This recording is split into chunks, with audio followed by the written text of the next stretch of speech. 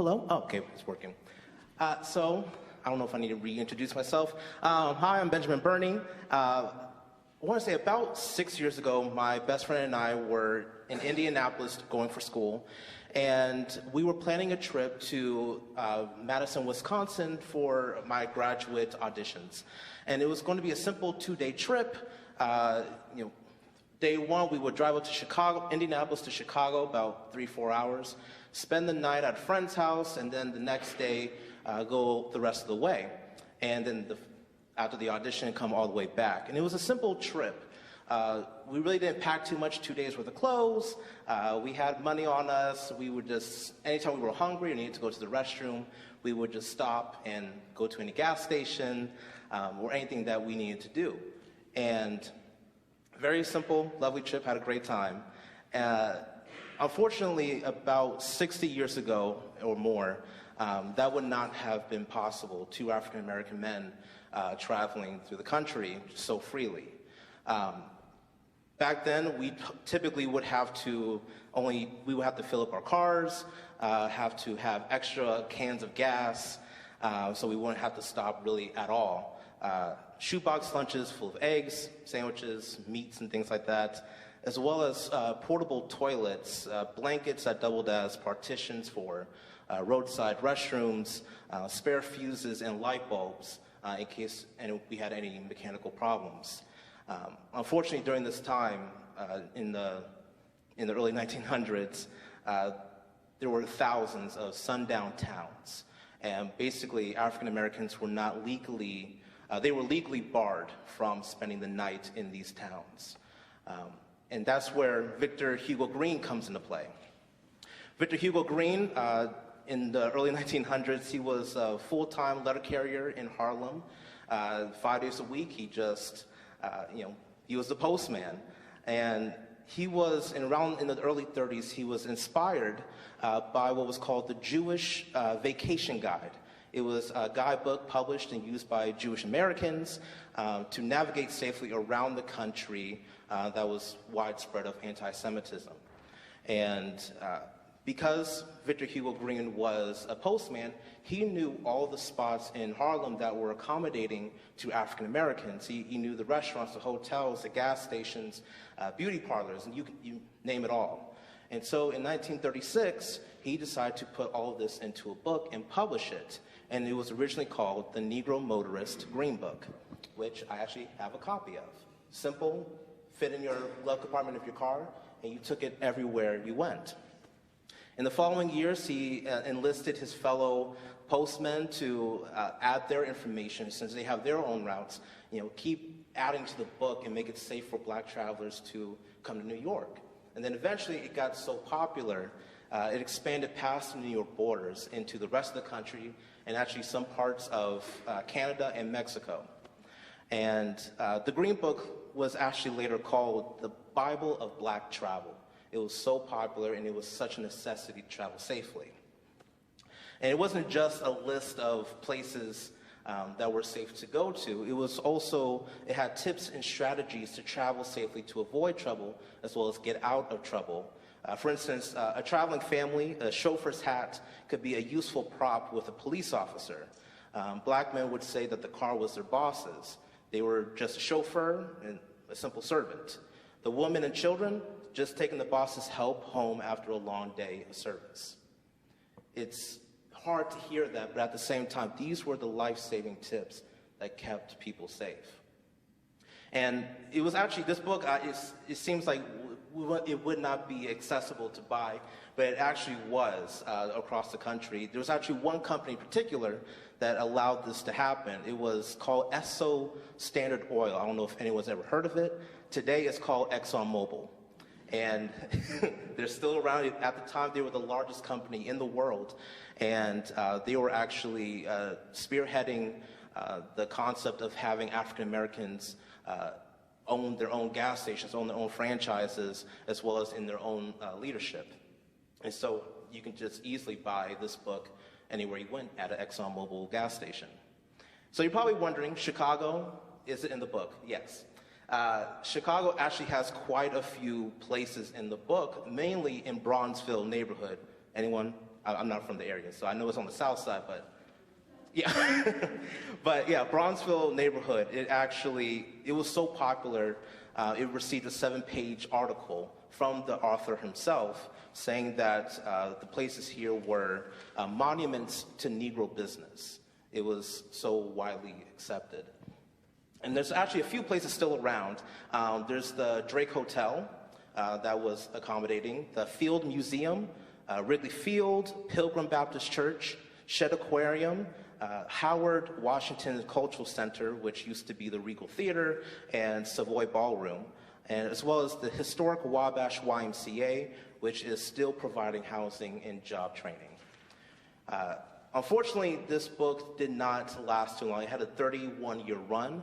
In 1967, it did its final publication because the Civil Rights Act was established in 1964, which made discrimination on the basis of race completely illegal. What I love about the Green Book is that in the introduction, at the end of the introduction of every edition, it says, "It will be a great day for us to suspend the publication, for then we can go wherever we please and without embarrassment." So unfortunately, Victor Hugo Green passed away in 1960, 7 years before the end of the book and 4 years before the Civil Rights Act. And he never really truly got to see what his legacy has brought. And I was thinking about his legacy. I mean, what do you do with a book that is completely obsolete, like a phone book? What kind of legacy does that leave? And I thought about it, and every mother, father, child, every single person who came back safely, who used this book, and all their descendants thereafter, is Victor Hugo's legacy, because they all came home safely. So, before I tear up a little bit, so I arranged these pieces. There are 5 pieces in total.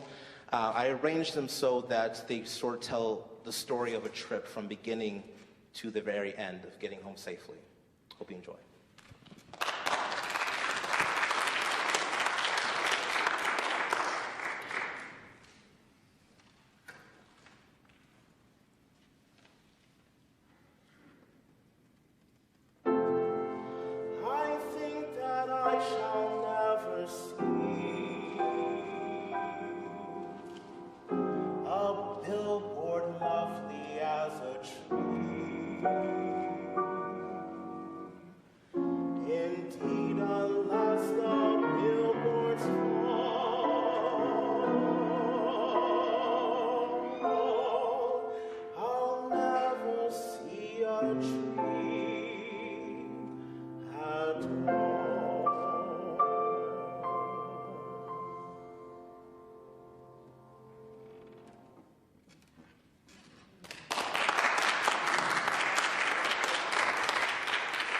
Very short, please.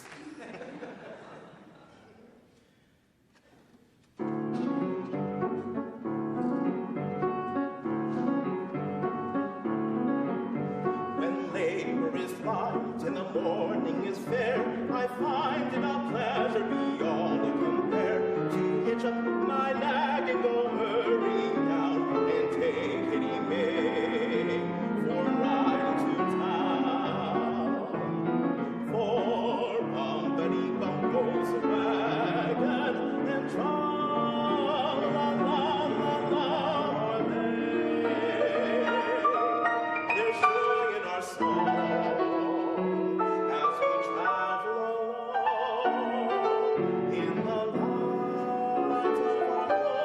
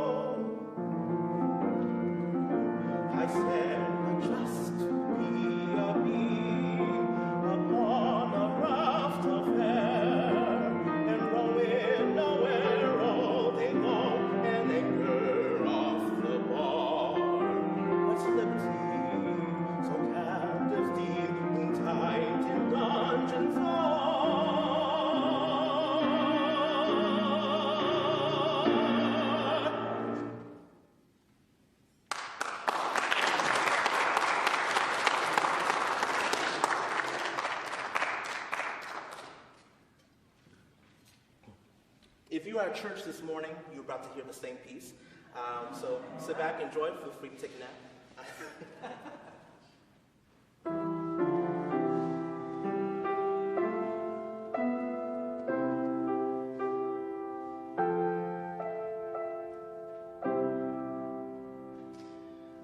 Let us cheer the weary traveler. Cheer the weary traveler. Let us cheer the weary traveler. Along the heavenly way, oh, let us cheer the weary traveler. Cheer the weary traveler. Let us cheer the weary traveler.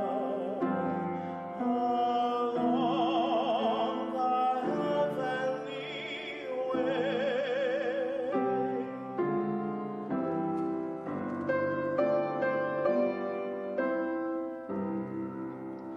I'll take my gospel trumpet, and I'll begin to blow, and with my Savior helps me, I'll go wherever I go. And brothers, if you meet with crosses and trials on the way, just keep your trust in Jesus, and don't forget to pray. Let us cheer the weary traveler.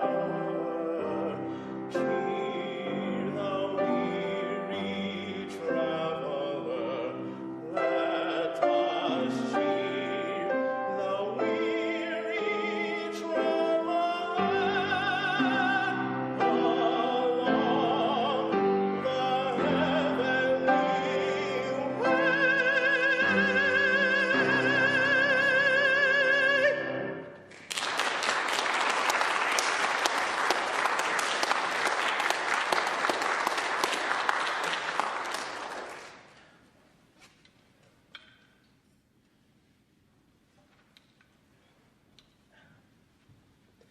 Time to go home. Travel's up.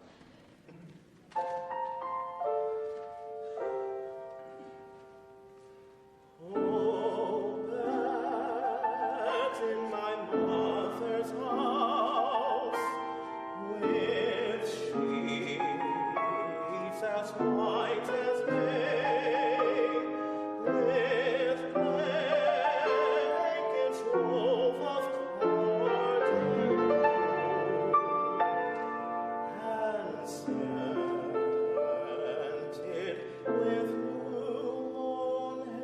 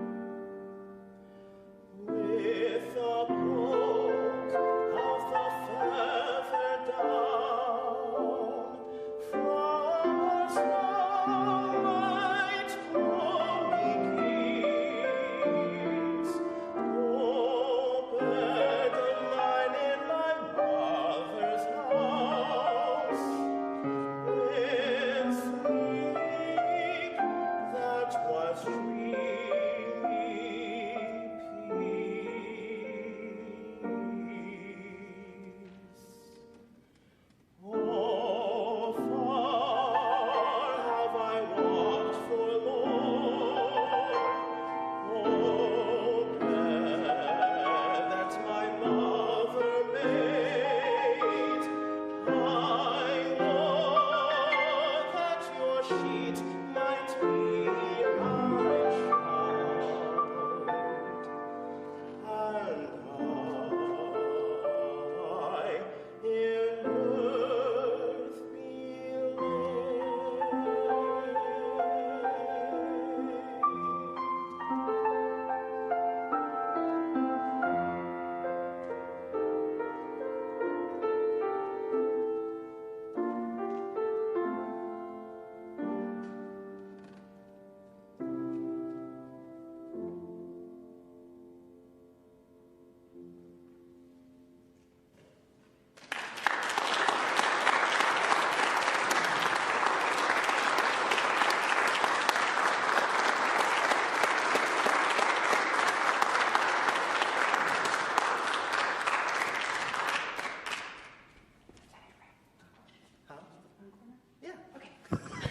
All right, guys, let's bring all of our amazing artists back out. We have a special finale here. Yeah, you can clap for them.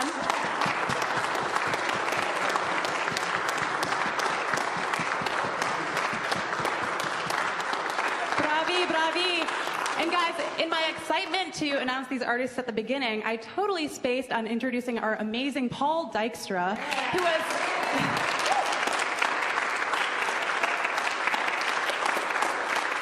Many of you know him as our choir director and wonderful organist here, but of course he's also such a phenomenal collaborator in like any genre, it seems. So thank you, Paul. Thank you, Benjamin, Jade, Ariel. You guys all sang beautifully. And now you all get to sing. There's an insert inside of your bulletin. We'll all be singing. Ben, can you let us know what we're singing? Lift every voice. What is it? Yeah. So I wanted to close the concert with like a community sing-along. This is Lift Every Voice and Sing, which is also dubbed the National Black Anthem. So, all right, there you go.